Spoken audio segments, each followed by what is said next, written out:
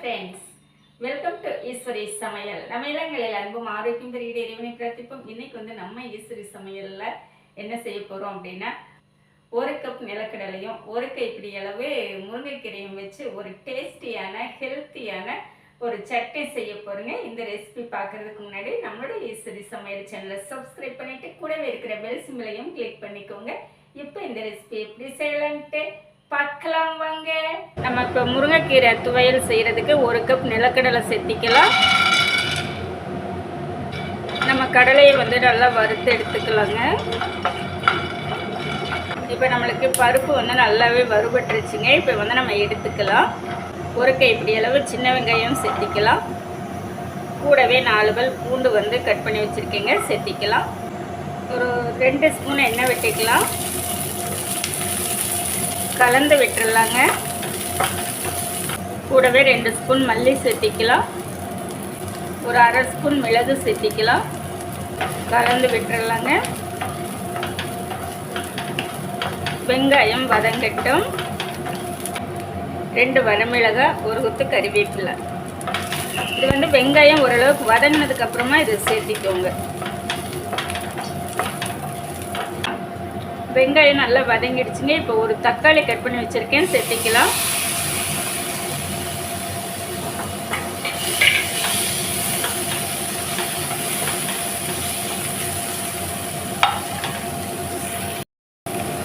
தக்காளி வதங்கிறதுக்கு கொஞ்சம் உப்பு சேர்த்திக்கலாம்.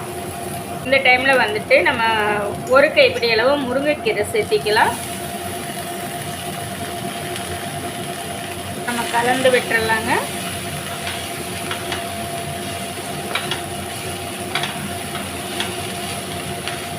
இது கூடவே ஒரு சின்ன துண்டு புளி, ஒரு 1/2 மூடி தேங்காய் துருவி வச்சுருக்கேங்க, சேர்த்திக்கலாம்.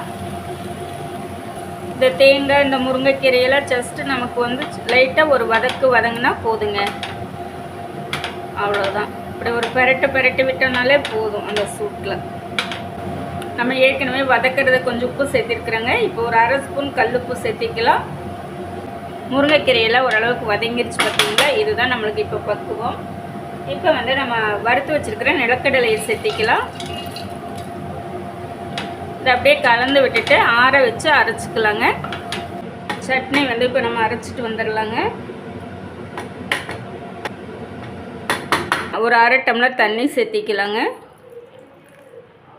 இப்போ நம்ம அரைச்சி எடுத்துகிட்டு வந்துடலாம்.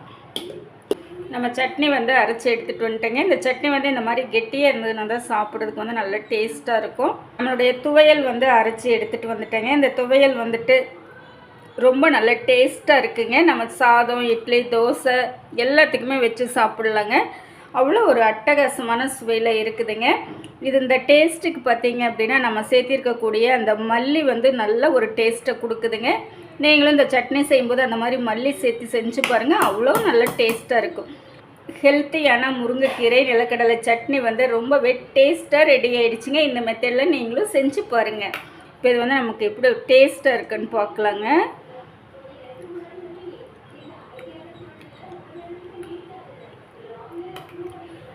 ரொம்பவே சூப்பராக இருக்குங்க. இந்த மாதிரி நீங்களும் செஞ்சு பாருங்கள். என்னங்க, நான் செஞ்ச இந்த ரெசிபி உங்களுக்கு ரொம்பவே பிடிச்சிருக்கும்னு நினைக்கிறேன். இந்த மெத்தடில் நீங்களும் செஞ்சு பார்த்துட்டு எப்படி இருக்குன்ட்டு கமெண்ட் பண்ணுங்கள். தேங்க்ஸ் ஃபார் வாட்சிங்.